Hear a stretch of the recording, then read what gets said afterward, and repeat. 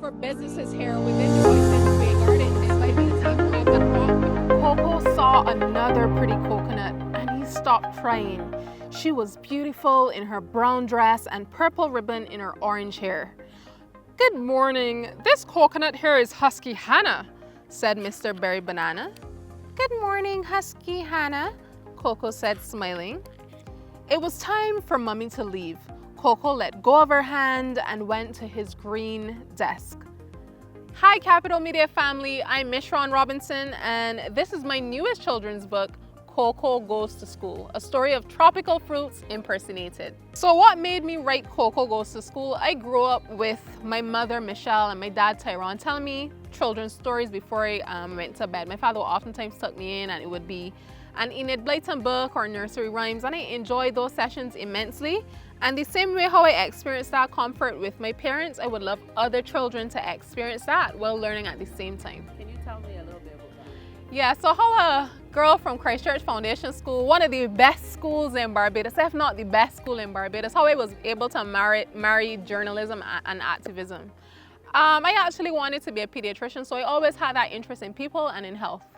But I remember I had a Sony Ericsson phone at the time when I was like 10 or 11 that my uncle bought me, and I just remember going around asking people at this picnic that we had at Bath Beach, Grandmommy how the picnic was, Granddaddy Duncan how the picnic was, and that was like my first box spot. And then sometimes I would pretend to imitate, you know, like the Lisa Lords and the Lisa Bromes. While reading news, I would pretend to imitate these people, and my father would say, "Michron, you sure you don't want consider this thing? You voice sound real good. You ready for radio?" And I just continued in that. I applied to BCC after leaving Christchurch Foundation, and it was accepted. And that's where my journey in journalism started. In terms of activism, I was actually diagnosed with bipolar disorder in 2017. And it was only with the grace of God, my relationship with Jesus Christ, and the support of my family that I decided this thing can't win me. God says He's not giving me a spirit of fear, but of power, of love, and of sound mind. And I decided to start volunteering with the Heart and Stroke Foundation, as opposed to like getting depressed and saying, I have bipolar disorder and this is the end of my life. I didn't want it to take charge of me. Sometimes we gotta be the bigger persons and say, you know, I also played a part in my ill mental health in terms of socializing too much and, you know, doing things that weren't the best for me. And I started volunteering with them, and then I applied for an opening that they had as a youth advocacy officer. And from then, that has been history. I went on to win the Barbadian Award for health advocacy, and I thoroughly enjoyed that. Wonderful. Can you tell me a little bit about your childhood and how your upbringing influence your life today and who you are? I grew up in a household where my father would always say, "Don't cry over spilled milk, you know, get up and move on." He would always say to us, "Take the initiative," and I could still hear my father's words ringing in my ears.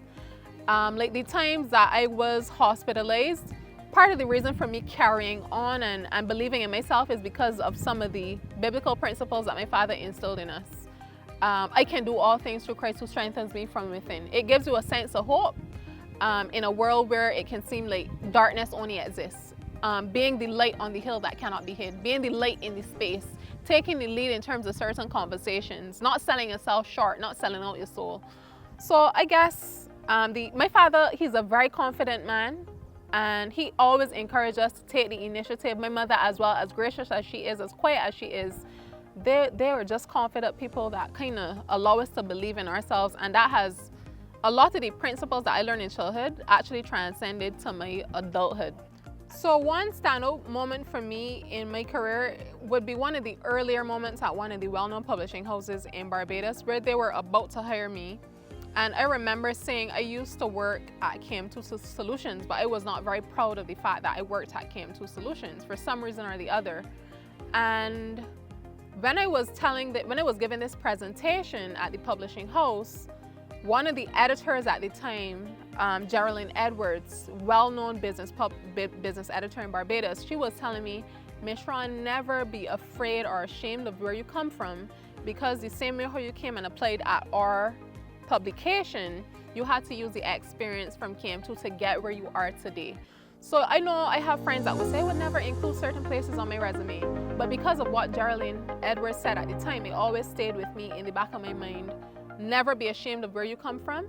We are not perfect people, and sometimes we tend to think, I can only associate with the bourgeoisie, or I can only associate with certain places or things, but it still remains with me in the back of my mind that we shouldn't be afraid of where we came from. Capital Media played a critical and pivotal role in how I express myself as a journalist. Capital Media and working with Vic Fernandez and Ian Walcott Skinner allowed me to build my confidence as a salesperson. You know, Vic would always say overpromise, underpromise, and overdeliver. Something that I would take with me for the rest of my life. Suggestions on how I can be a better broadcaster. It was not always easy.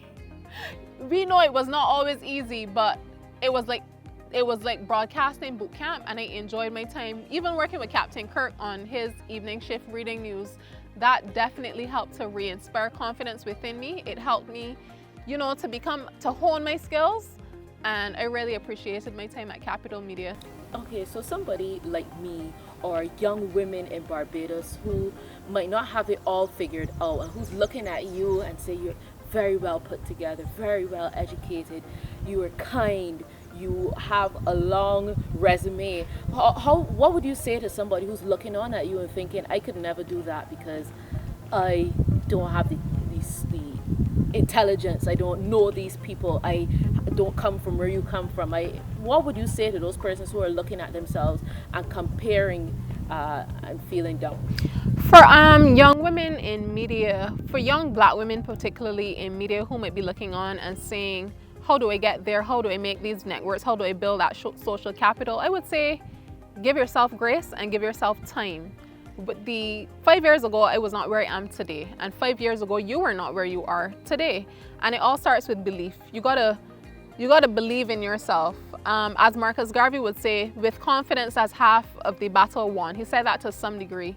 And sometimes if you believe you can't, and if you believe you can, whether you believe you can or whether you believe you can, that's where your belief lies, you know? So I think it's important to really believe in yourself. That's very, very important, and to have self-confidence and to know you bring value to the table. Even if your editors or whoever may be saying, you know, maybe coming down on you in a harsh way, you got to believe in yourself at the end of the day that you bring something else that no one else has. So many people now are trying to tap into the creators economy.